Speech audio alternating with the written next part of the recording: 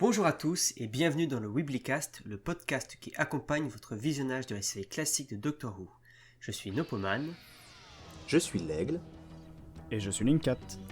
Et ceci est le Weeblycast numéro 11, les croutons.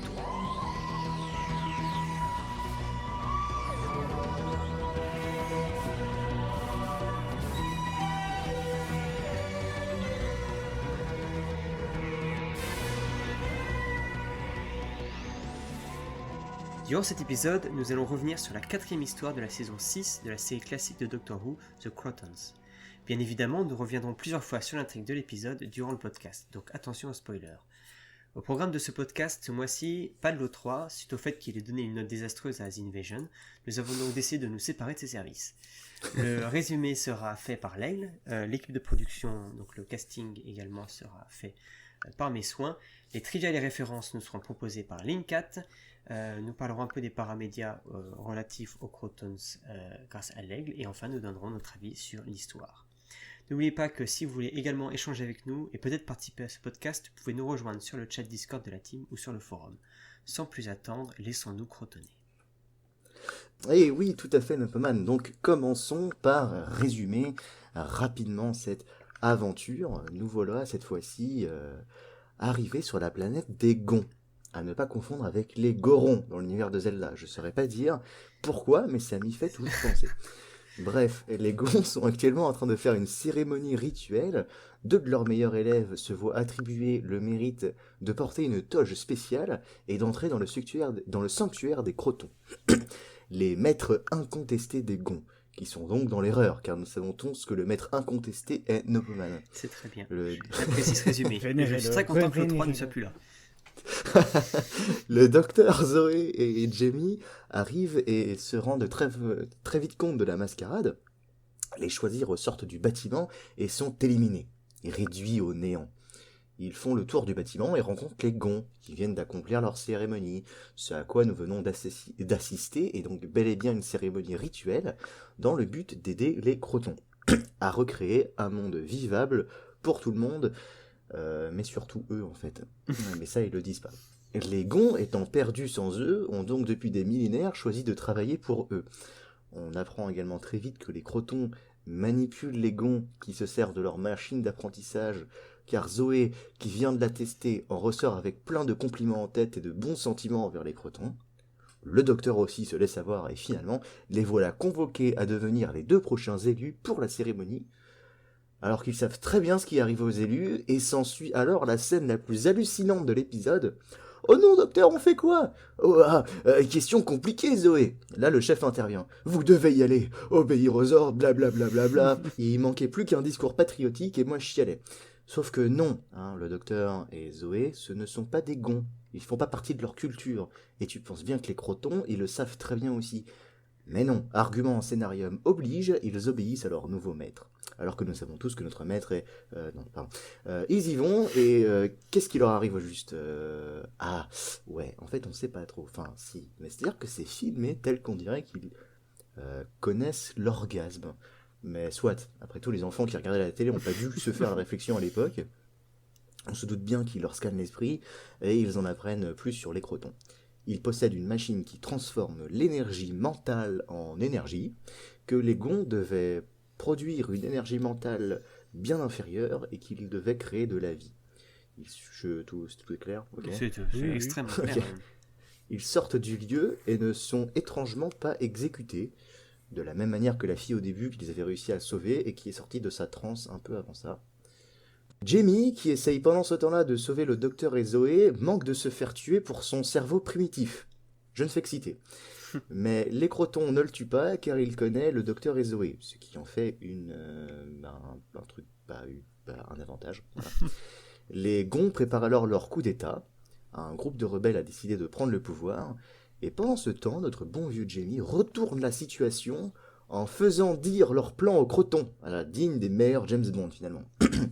Les Crotons expliquent qu'il faut transférer de l'énergie dans le dynatrope, un nouveau mot de plus de 2 syllabes, au secours. Et au passage, il leur explique même comment les tuer. Enfin, plus ou moins. On ne peut pas tuer les Crotons. on ne peut que les transformer en soupe. Voilà. C'est bon ça, non? Voilà, donc c'est pas très... oui, c'est bon, ça se met dans la salade. Il lui explique aussi qu'il reste 3 heures de vie au Dynatrope, sinon la machine meurt, et ça fait péter la planète, donc c'est pas bien. Donc on se doute bien qu'ils vont à nouveau avoir besoin du docteur, puisqu'il est méga intelligent, pareil pour Zoé. Tout cela leur permet de créer de nouveaux crotons, et recréer un groupe de 4 crotons minimum leur permettrait... de quitter la planète. D'aller bien, en fait, voilà, de recréer un petit peu leur société. L'enquête continue, Jamie s'en sort, les rebelles se préparent, les crotons font un deal avec les Gonds. Donc, le deal, c'est que les Gonds donnent aux crotons les étrangers, donc CF, le docteur et Zoé, au minimum, et en échange, ils les laissent tranquilles. Et là, mais nouvelle scène hallucinante de dilemme moral du chef, alors que les étrangers, là, en question, il les connaît depuis 3 heures, et donc, est-ce qu'on doit livrer les étrangers ou pas? Les autres, eux, de toute manière, ont pris leur décision, les étrangers seront livrés. Le docteur et Zoé sont donc aux prises avec les crotons, après le triste sacrifice de l'ancien chef de la colonie pour essayer de les aider. Zoé propose de gagner du temps et d'attendre les quelques minutes qu'il reste pour que la machine soit détruite, mais cela impliquerait que la destruction de la planète, donc c'est pas cool. On apprend que les crotons étaient avant 4, mais ont été réduits en nombre après avoir perdu une bataille spatiale et qu'ils essaient de recréer leurs effectifs. À la place, le docteur et Zoé empoisonnent l'alimentation respiratoire des crotons et ils sont réduits à nouveau à leur soupe primitive. Voilà, le Dynatrope meurt avec eux avant d'avoir pu la destruction de la planète, donc c'est bien. Et ils quittent les dieux après de très brefs adieux et c'est la fin de The Crotons. Enfin. Waouh. On y arrivait. Incroyable. C'était long quand même. C'était long pour une histoire de 4 épisodes. Ouais. Il y avait des choses à dire. Il y avait On de va la finir matière. par regretter les résumés de l'E3. On n'en est pas là quand même, n'exagérons pas. Bon. Je passe la parole à Nopeman. Eh oui, c'est à moi. Alors, donc je vais vous parler de l'équipe de production. Je vais commencer par le scénariste, qui est un certain Robert Holmes, comme Sherlock Holmes. C'est un personnage qui est très important, c'est une personne qui est très importante pour Doctor Who. Je vais vous donner quelques anecdotes marrantes sur sa vie. Il a été le plus jeune officier britannique de la Seconde Guerre mondiale, de toute la guerre, c'est lui qui était le plus jeune. Ça, c'est une anecdote croustillante. Il a fait ça en mentant sur son âge, et quand ça a été découvert après qu'il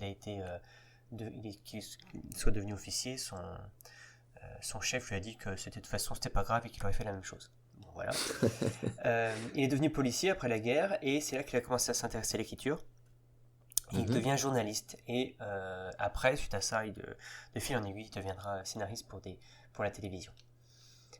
Son scénario pour The Crotons a été adapté pour remplir le trou qui a été créé par le raccourcissement de l'histoire de The Dominators. Apparemment, cette saison, c'était un vrai cauchemar. Il y a des séries des histoires qui étaient rallongées, d'autres qui ont été raccourcies. Il a fallu réécrire des trucs un peu à l'arrache. Et donc, l'histoire de Crotons a été adaptée pour remplir un des trous. Et cette histoire est tellement de succès. Je comprends un petit peu mieux pourquoi l'épisode ressemble à ça, du coup. Je sais pas il aurait été mieux ou moins bien en plus long. Non, c'est pas ça, c'est juste que j'ai l'impression de voir un énorme prologue, en fait. Bon, enfin bref, ça c'est pour plus tard, ça c'est pour les... D'accord. Tu es en train d'utiliser ton truc sur les paramédias? Oh là là, oui. Oh. Ah non, pas du tout, pas du tout, juste sur les notes. Non, j'en parle pas forcément, mais du coup, cette histoire a eu énormément de succès, et ce qui fait qu'on lui a demandé d'écrire une autre histoire pour cette saison, qui va venir en fait dans enfin c'est pas la prochaine mais celle d'après. Ce qui me fait penser quand même que ils étaient un peu sur le fil du rasoir si le mec il a écrit l'histoire alors que la saison n'était pas encore finie, quoi. C'est un peu fou, quoi. Il a travaillé en tout sur 18 histoires de Doctor Who en tant que scénariste ou en tant que script editor. Il va jouer également dans la série, il a fait un caméo en tant qu'incarnation passée du Docteur en saison 13. Alors, on verra à ce moment-là. Disons qu'il était tellement important en tant que scénariste pour la série qu'il a été la première personne à qui on a demandé d'écrire l'histoire de Five Doctors, mais il a refusé. Il est décédé en 86. Comment? Ça aurait été peut-être mieux. Je ne me prononce pas. Que j'ai pas dit.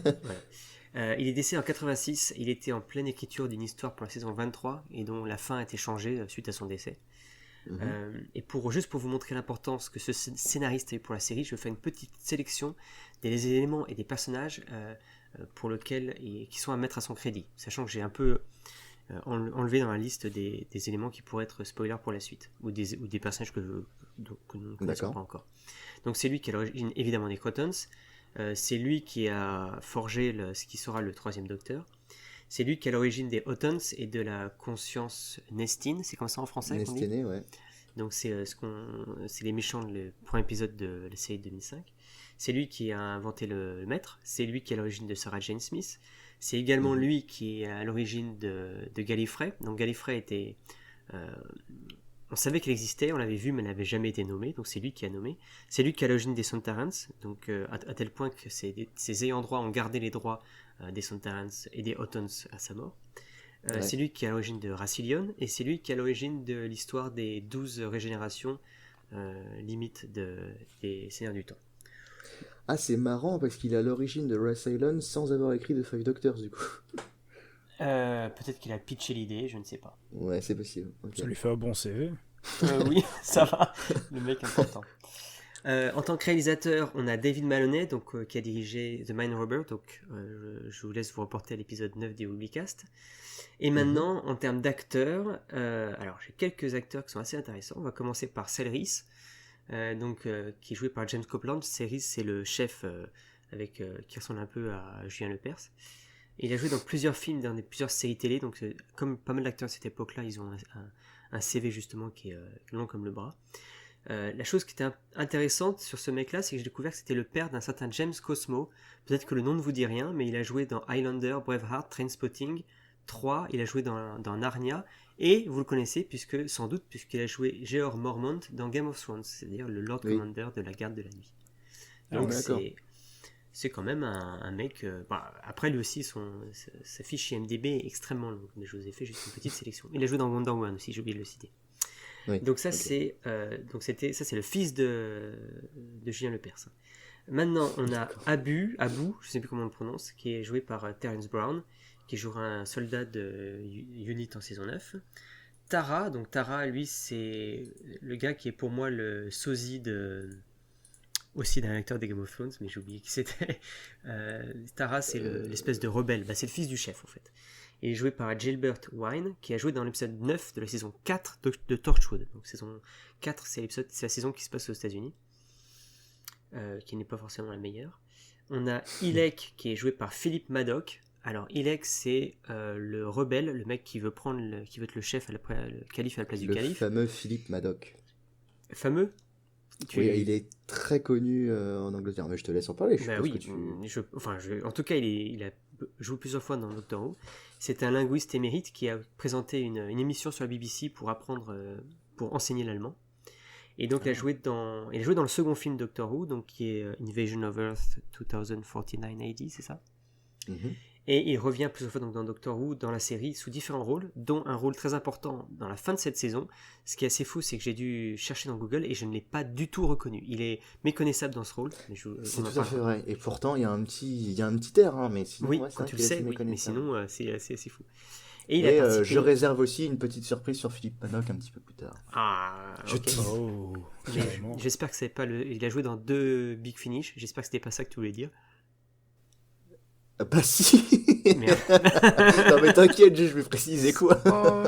Bon je vais pas dire lorsque j'allais dire dans quoi il allait jouer, mais non, je ne le dirai pas.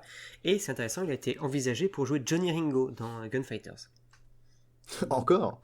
Incroyable. Après Patrick Touton. Ouais. Alors on a Axus, donc Axus c'est un des amis, je crois, de Tara, joué par Richard Ayenson, qui joue dans 2 rôles dans Time Robber, c'est-à-dire le soldat mécanique et Minotaur, donc 2 rôles où on n'a pas vraiment vu son visage.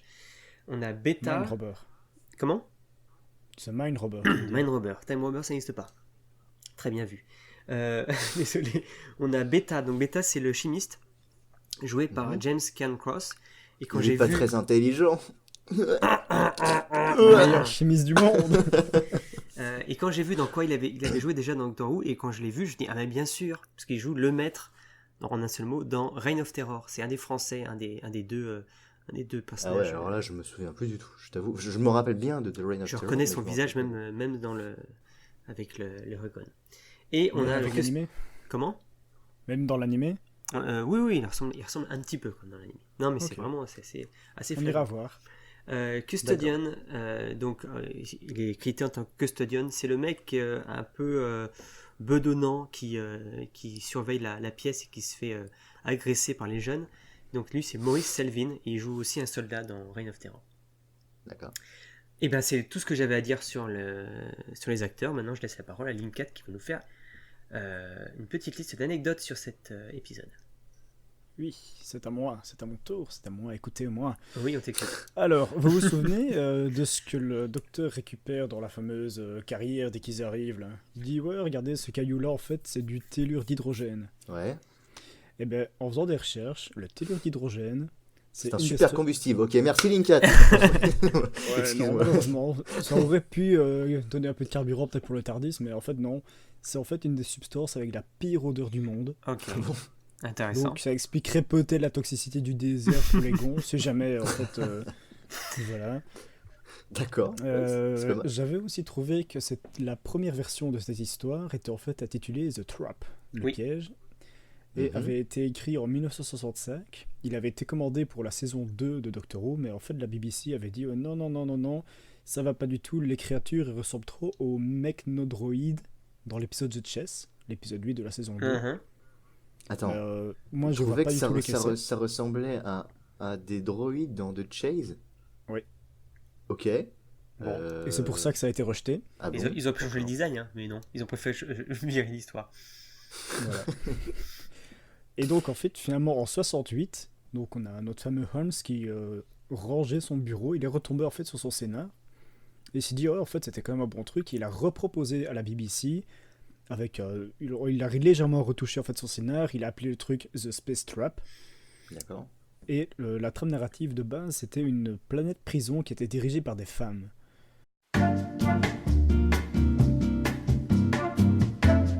Eratum, Prison in Space est un épisode écrit par Dick Sharples et non Robert Holmes, qui lui a écrit The Crotons, auparavant appelé The Space Trap. Cependant, la confusion vient du fait que Prison in Space, dont le synopsis vient d'être développé par Linkat, était en écriture en même temps que The Crotons. Étant donné que Robert Holmes a terminé l'écriture de son script avant Dick Sharples, The Crotons a été sélectionné à la place de Prison in Space, qui lui n'a jamais été produit.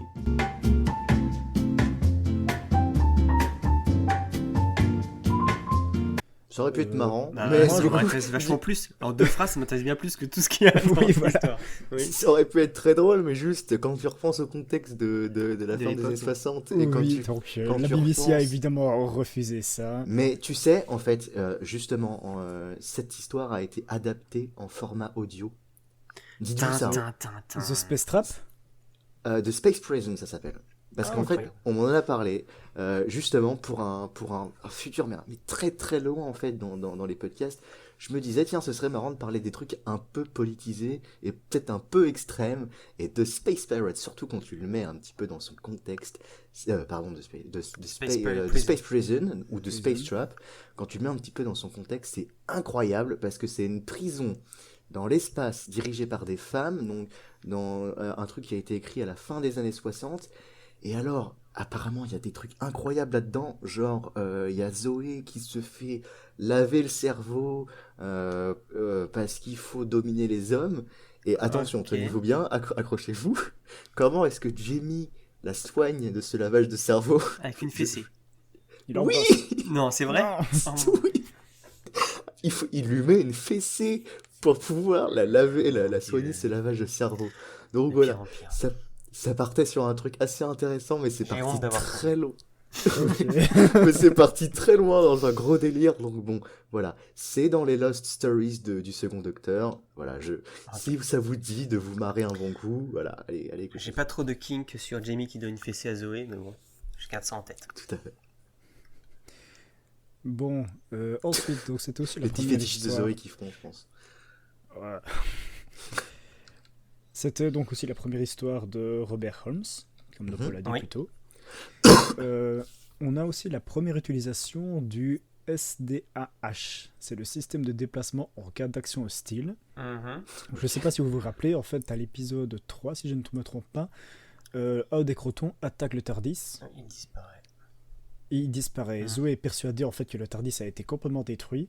Et le docteur se dit en fait ouais, non, c'est normal. En soi, c'est un truc tout à fait logique pour une machine qui Voilà. voyage dans le temps et l'espace. Et on voit, donc quelques temps après, dans ce même épisode, on revoit le TARDIS qui réapparaît sur un flanc de colline rocheux difficilement accessible. Et alors le docteur dit il est facile de deviner que le capitaine n'est pas à la barre. Bon, moi je suis certain que si c'était lui qui avait conduit, ça aurait été encore pire. Mais du coup, C'est il vrai. réapparaît dans quelle histoire ce Et système en fait, de- ce système de défense, on le reverra plus jamais avant 2013. Ah, Avant 2013, c'est en New Who, on l'a revu à l'épisode 8 de la saison 7 dans Cold Wars. Donc, Oui, je sais pas si oui, vous vous rappelez, oui. c'est dans le fameux Oui. sous-marin tout à fait. quand les Ice Warriors attaquent le TARDIS. Hop, il est plus là, il est parti. Il se repart au pôle Nord et donc du coup il est dégoûté, C'est ça. le docteur. Et même en soi on peut faire un parallèle, mais je suis pas sûr que ce soit du SDAH en soi. Dans l'épisode de la saison 9 avec les Daleks, il y a un énorme moment où les Daleks essayent de faire une extermination maximum sur le TARDIS et ils se dématérialisent. Alors ce qui est expliqué, c'est pas vraiment qu'ils se dématérialisent, c'est plutôt qu'ils se transforment en fumée, en fait, en gaz. Et donc du coup, il est dans l'air et après il se rematérialise un petit peu aucun plus tard. souvenir de ça. Non, moi non plus. C'est peut-être pas tout à fait un SDH, mais disons que c'est quand même un système Ok. à côté, quoi, similaire. Voilà. Et ma dernière petite anecdote, en fait, le 7 janvier de 1900... On était en combien en 1968, Mhm. soit 3 jours après la sortie de l'épisode 2 de The Croton, Patrick Troughton révèle à la presse qu'il quittera la série en fin de saison. Oh Ah, putain, oh, c'est pas vrai, je n'étais pas au courant, tu m'as brisé le cœur. putain, j'ai pleuré. Dès The Croton, en fait, lui, il était au courant que... Enfin, il était au courant, il était tous les Britanniques qui suivaient la série, évidemment, étaient aussi Bah, au dès le courant début de la que production. Hein, c'était du coup, terminé, ouais. quoi. Voilà. Mhm. Oui, tout à Ok. fait. Voilà. Du coup, c'était tout pour moi. On repasse en paramédia avec l'aigle. Bah écoute, bravo Linkat. Et à mon Hey. tour, je vais vous parler des Crotons. Mais du coup, moi, je vais vous parler de... bah, en gros, c'est pas très compliqué. Il y a pas grand-chose d'intéressant sur les Crotons, si ce n'est que des petites apparitions par-ci par-là. Mais il y a un truc. Un seul truc pour les Crotons. C'est un épisode audio Big Finish qui s'appelle The Return of the Crotons. Le retour des Crotons. Ou Ah, des Croutons, pardon. tu devrais être traducteur, toi. Ils De sont quoi pas foulés pour le titre. Ouais, ouais, tout à fait. Et donc, alors, The Return of the Crotons, qu'est-ce que c'est? Je me Bah, rappelle c'est le que retour j'en des avais Crotons. parlé. Je me rappelle que j'en avais parlé sur le Discord en disant ah ce soir j'écoute ça et puis tout le monde avait fait mon alors Dieu, du coup c'est quoi qu'est-ce et, Il a dit, et ah, bah vous voilà verrez dans le maintenant ça y est podcast. je exactement j'aime bien être cryptique et donc du coup voilà maintenant ça y est je vous explique en live qu'est-ce que On va c'est le que savoir. le retour des Crotons. Je suis tout oui. Donc c'est un épisode entre le sixième Docteur et Charlie Pollard, de son vrai nom Charlotte Pollard. Je vais devoir vous faire une petite présentation. Oui. C'est un épisode bonus, donc qui appartient au MR, au Main Range. Donc en clair, ils sortent tous les mois un épisode qui est sur le même format qu'un épisode classique. Mais ils ont sorti une petite dizaine d'épisodes bonus d'1 heure. Et donc, c'est un épisode bonus qui se situe entre le 3e et le 4e épisode. Donc, Brotherhood of the Daleks, la confrérie des Daleks, 114e épisode du Main Range. Et Rain Cloud Man, 116e épisode du Main Range. Voilà. Petits épisodes d'1 heure entre l'épisode 3 et 4. Maintenant, qui est le 6e Docteur? Bon, bah, c'est le 6e Docteur, hein, j'ai pas vraiment besoin de vous le dire. Et qui est Charlie? Attention, tenez-vous bien, c'est un compagnon du 8e Docteur. Mais qu'est-ce qu'elle fiche avec le 6e Docteur? Je vous laisse découvrir. D'accord. En fait, c'est extrêmement intéressant parce que à la fin de son run, de ses aventures avec le 8e Docteur, elle fait un appel à l'aide. Et là, elle voit le TARDIS se matérialiser. Et elle fonce vers le TARDIS, elle ouvre la porte et elle voit le 6e Docteur. Et là, D'accord. donc c'est extrêmement intéressant ce que Big Finish a pu se permettre de faire grâce au format audio, quelque chose qui peut pas vraiment être fait avec le format visuel puisque l'acteur a pu quitter la série, l'acteur peut être en train de faire autre chose, l'acteur peut avoir Et vieilli mort. aussi, l'acteur peut être décédé aussi effectivement. Et donc voilà, donc ça permet de développer des choses qui est difficilement faisable dans la série, surtout qu'on peut difficilement suivre 2 docteurs à la fois dans la série. Et donc, la voilà partie en train d'élaborer de gros mensonges pour ne pas dire au 6e docteur qui elle est, pour garder un petit peu la cohérence narrative. Et la voilà arrivée sur The Return of the Crotons, leur donc techniquement 4e aventure. Le docteur et Charlie arrivent sur la planète Onyakis. C'est la seule planète habitable pour des humains à des années-lumière à la ronde. Ce qui, à l'échelle de l'univers, est pas très incroyable, il me semble.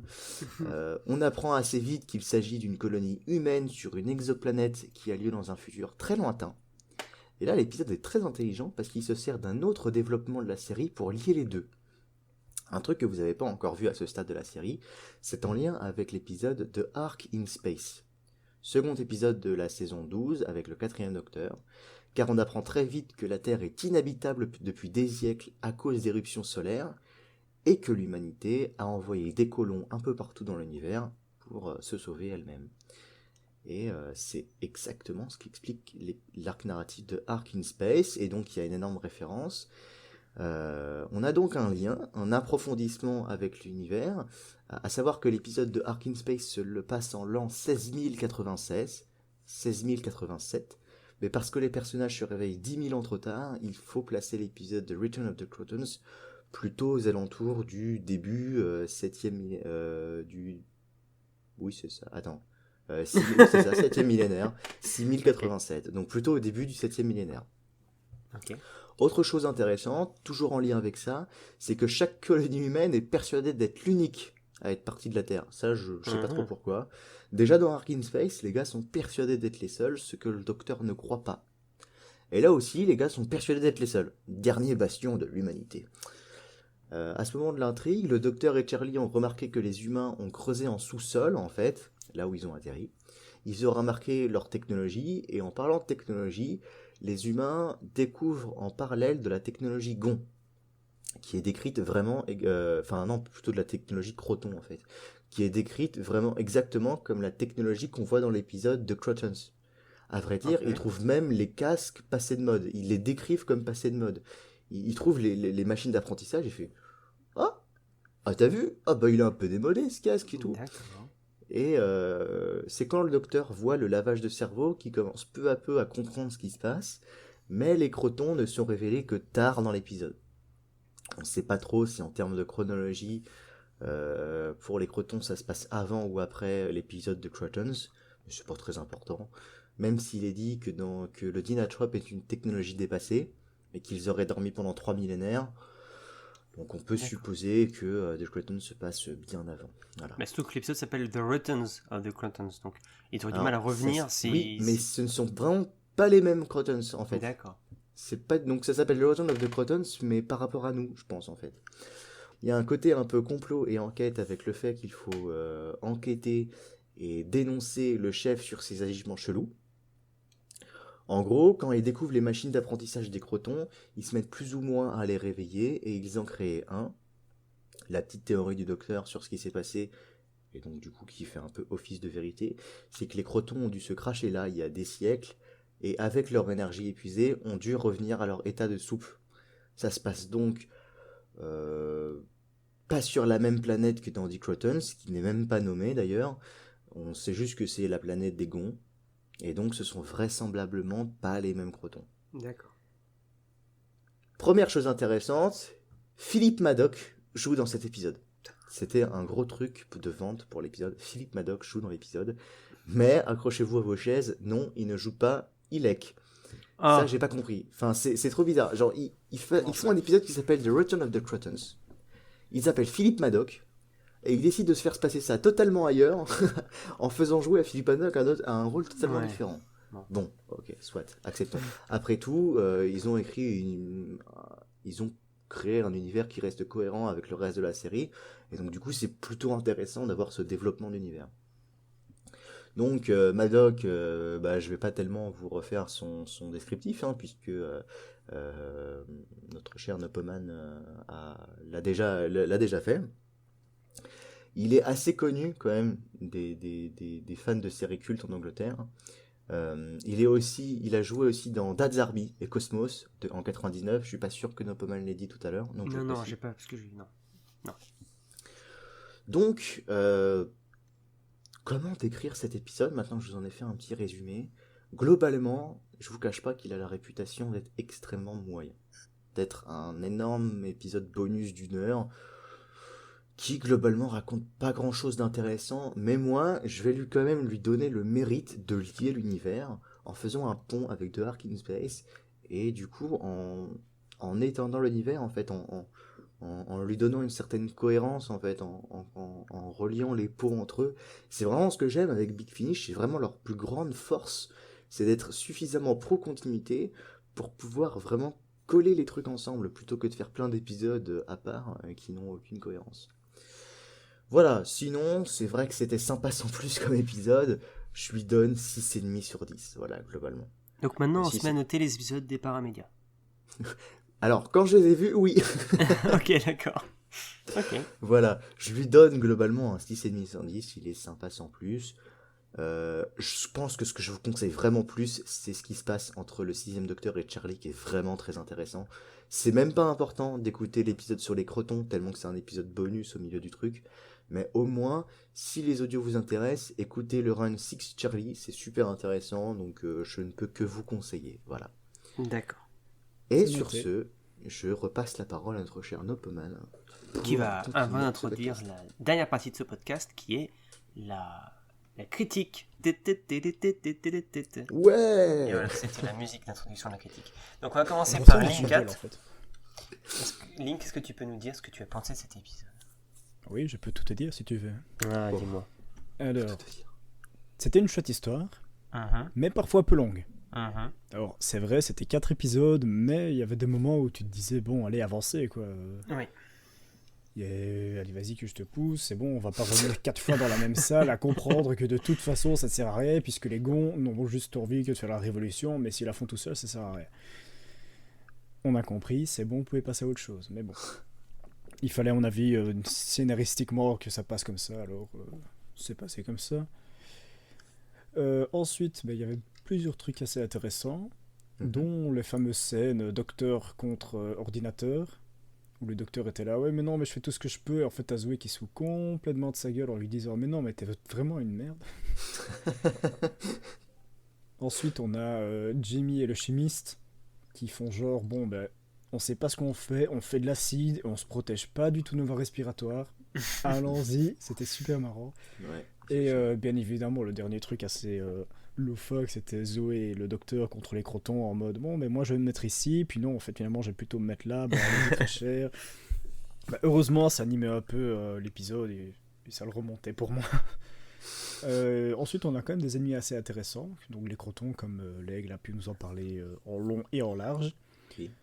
Mais Surtout il en manque. travers. Et en travers. Ah oui, toujours en travers ça. Mais on manque toujours un peu d'explications sur le pourquoi du comment, et notamment comment ça se fait qu'ils connaissent le docteur à la fin de l'épisode 2. Oui, t'as raison. Quand leur fameux genre de caméra sur bras mobile détecte le docteur, il se dit celui-là on le connaît, lui il est dangereux, tout ça. Mais on sait toujours pas comment ça se fait qu'ils le connaissent. C'est vrai, mais enfin après, est-ce que ces ennemis sont suffisamment intéressants pour revenir en nouvelle série? Peut-être selon Chibnall. Voilà, chez nous on va faire une Écoute, pétition. saison 14 New Who, le retour des crotons, confirmé. Vous l'avez entendu ici pour la première fois. Voilà. Jadoon versus Krutoon. Voilà. Oh. Et donc ça c'était pour les points positifs, donc c'est quand même pas mal. Effectivement. Ensuite en point négatif, on a les gonds qui sont pas vraiment utiles et finalement assez stupides dans leurs actions. Donc comme j'ai dit On tout à comprend l'heure, pourquoi les gonds galèrent à se recréer eux-mêmes s'ils Voilà. ont besoin d'une énergie mentale intéressante. Oui, c'est ça, ils étaient vraiment en même temps, apparemment ils sont 10, Ils donc étaient question lourds. consanguinité, ça doit y aller. 12 et ils avaient combien? Une femme et ils ont failli la brûler. Ah oui, Quand même. oui, c'est pas très stratégiquement intéressant. C'est surtout les crotons qui ont été un peu stupides. Ça, alors, ça, à ce moment-là, mais- Alors, si ça se trouve, on ne connaît pas les moyens reproductifs des gonds. D'accord, Si ça se Chibnall, trouve, saison 14, moindre productif des gonds. Ah, mon en Dieu. fait, si ça se trouve, ils se reproduisent entre ce qu'on a l'impression que sont des mecs, en fait. Mais si ça se trouve que c'est pas des mecs. Eh bien écoute, tu vas nous créer ta fanfiction et puis tu nous la résumeras la prochaine fois, hein. Non, ça On va ça pas s'étendre là-dessus maintenant, parce que sinon on va avoir toute Non, une ce serait communauté sur le dégueulasse, dos. clin d'œil.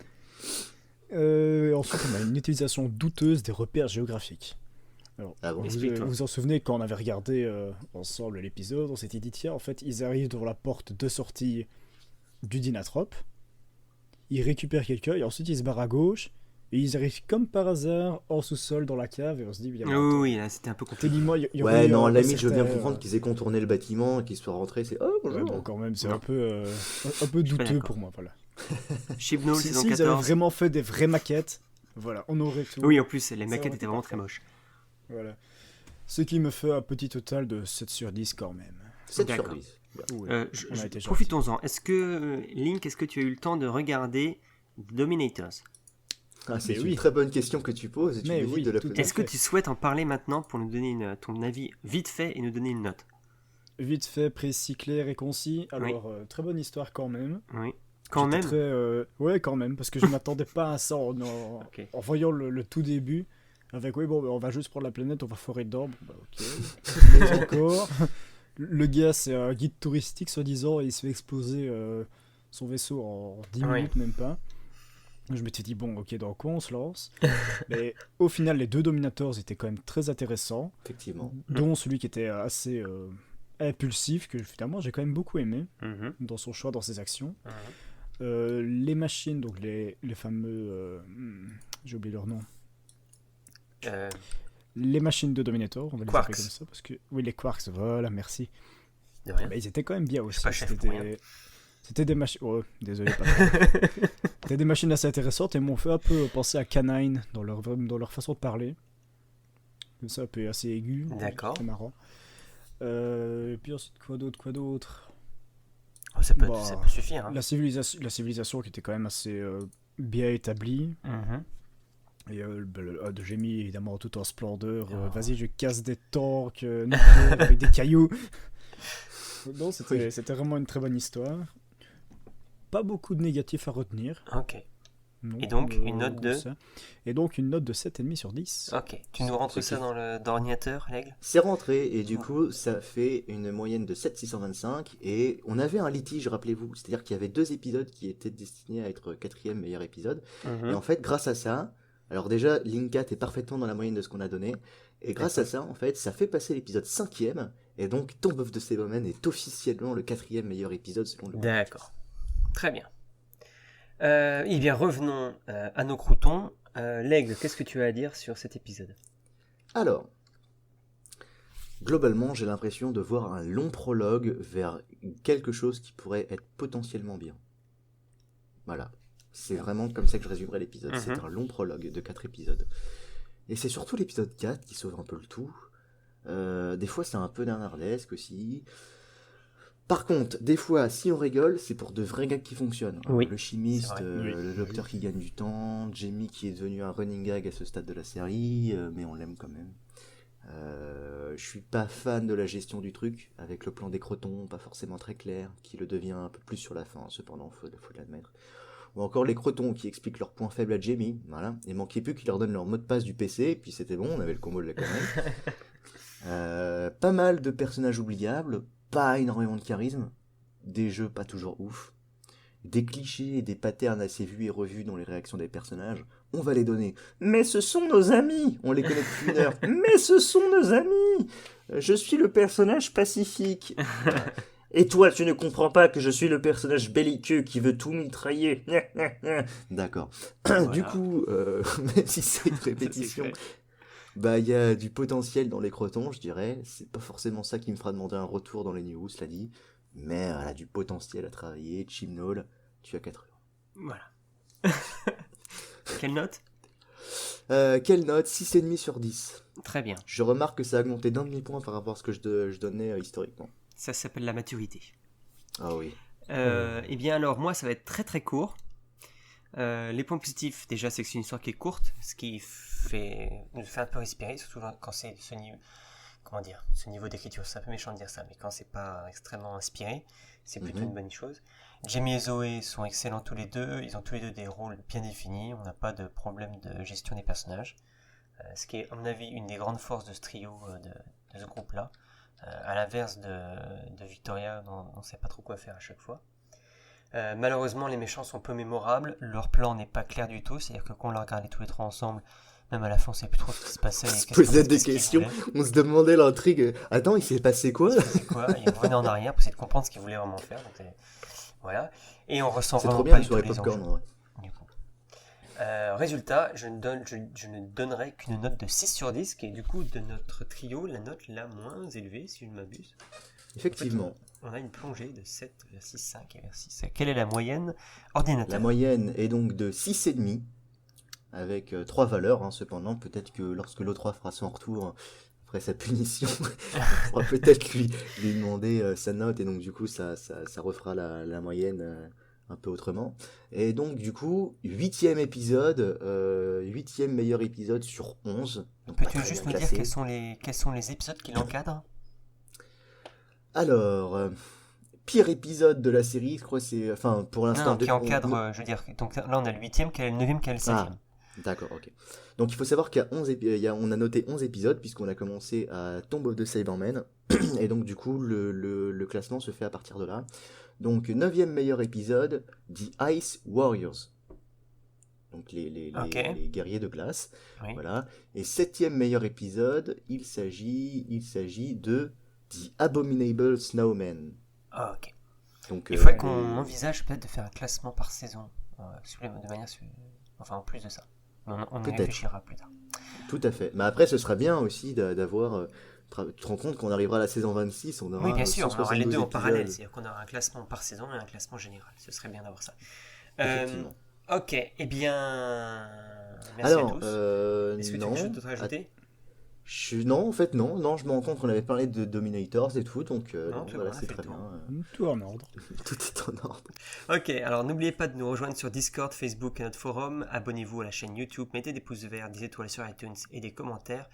Et vous permettrez à tout le monde d'être un peu mieux crotonné. On se retrouve dans le prochain épisode du Webcast. Et en attendant, n'oubliez pas. It is the law of the Crotons!